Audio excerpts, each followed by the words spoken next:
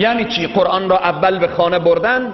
یعنی قرآن نگاه کن، ما به حرف تو نکردیم، نگاه کن در و دیوار این خانه رو نگاه کن، خیلی اسراف شده، ما به حرف تو هیچ چیزی نکردیم. این معنا را میرساند. عروسی ها را میبینیم، عروس نیمه برهنه، طوری که برادرها و اینها قصه میکنن و همشیره هایی که به محافل و مجالس میروند قصه میکنن، عروس نیمه برهنه، آستین لوچ و سر لوچ و سینه لوچ و دست و پا لخت و برهنه، نیمه برهنه. بعد قرآن به تسر ازی گرفته. قرآن نگاه کن، تو میگی حجاب بگیر، ما حجاب نمیگیریم.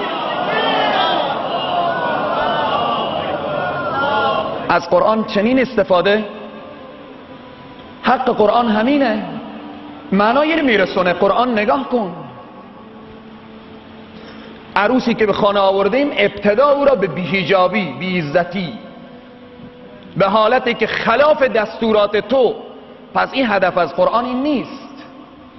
همچنین در جاهای متعددی میبینیم که از قرآن عظیم الشأن به حالت استفاده میشه که قرآن عظیم الشأن کتابیه که پیامبر اکرم صلی الله علیه و سلم در روز قیامت از دست آنهایی که قرآن را محجور کردند، آنهایی که قرآن را خوار کردند، آنهایی که به قرآن عمل نکردند فریاد میزند. وقال الرسول یا رب ان قوم اتخذوا هذا القرآن مهجورا. پیامبر از دست انسان فریاد بزند خیلی جای سخت است.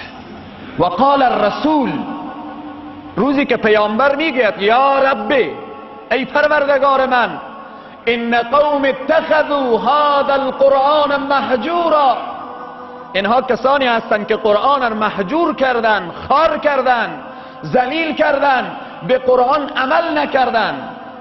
حق قرآن این نیست که قرآن 7 پوش بکنیم بعد به سر یک عروس بی‌حجابی بگیریم. حق قرآن این نیست که در خانه هزارها اسراف و اینها باشه بعد قرآن را اول به خانه ببریم. قرآن به خاطر اینها نیامد.